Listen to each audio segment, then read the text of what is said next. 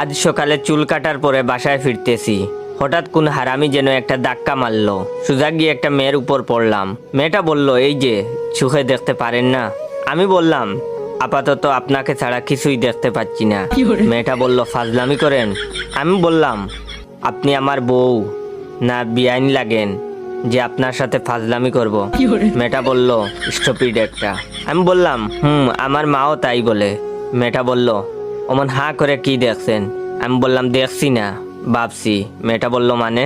আমি বললাম, ভাবছি যে আপনি যখন ছোট ছিলেন নিশ্চয়ই হাফ প্যান্ট পরতেন, তখন দেখতে অনেক সুন্দর লাগতো মনে হয়। মেয়েটা বলল, সি, অসভ্য কোথাকার। আমি বললাম, আমার বান্ধবীরাও তাই বলে। মেয়েটা বলল, উফ, বিরক্তিকর। আমি বললাম, আমার ছোট ভাইও তাই বলে। এবার মেয়েটা বলল, ইস, আপনি যে কি না। আমি বললাম, কি? মেয়েটা বলল, হারামি একটা। আমি বললাম, আমার বন্ধুরাও তাই বলে। মেয়েটা বলল, উফ, ইডিয়েট একটা। আমি বললাম, আমার স্কুলের ম্যাডামও তাই বলে। মেয়েটা বলল, ফালতু। আমি বললাম, জানি তো, অনেকেই বলে। মেয়েটা বলল, আপনাকে এসব কথা যে বলি আপনার গায়ে লাগে না? আমি বললাম, না, শুনতে শুনতে অভ্যাস হয়ে গেছে। মেয়েটা বলল, ইস, আচ্ছা, আপনাকে মানুষ বলেনি এমন কোনো কথা আছে? আমি বললাম, হ্যাঁ, আছে তো। মেয়েটা বলল, কি সেটা? আমি বললাম, আমাকে আজ পর্যন্ত কেউ বলেনি যে তুমি খুব ভালো।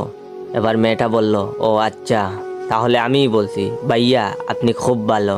কথাটা বলার সাথে সাথে মেয়েটার গালে তাস কইরা একটা থাপ্পড় মারলাম আর বললাম, হারামজাদি, আমি যদি ভালো ছেলেই হয়ে থাকি তাহলে হুদাই এতক্ষণ বকা দিলি কেন? মেয়েটা আর কিছু বলল না, চুপচাপ বেক্কেলের মতো দাঁড়িয়ে বেহুশ হয়ে গেল। তখন আমি তার পার্সটা চেক করলাম। চেক করে দেখি অনেক টাকা। যেহেতু মেয়েটা আমাকে বাইয়া বলেছে, তাহলে ওর পার্সেও আমার হক আছে। তাই আমি টাকাগুলো আমার পকেটে ঢুকিয়ে আস্তে আস্তে করে ভদ্র ছেলের মতো আমার বাসায় চলে আসলাম।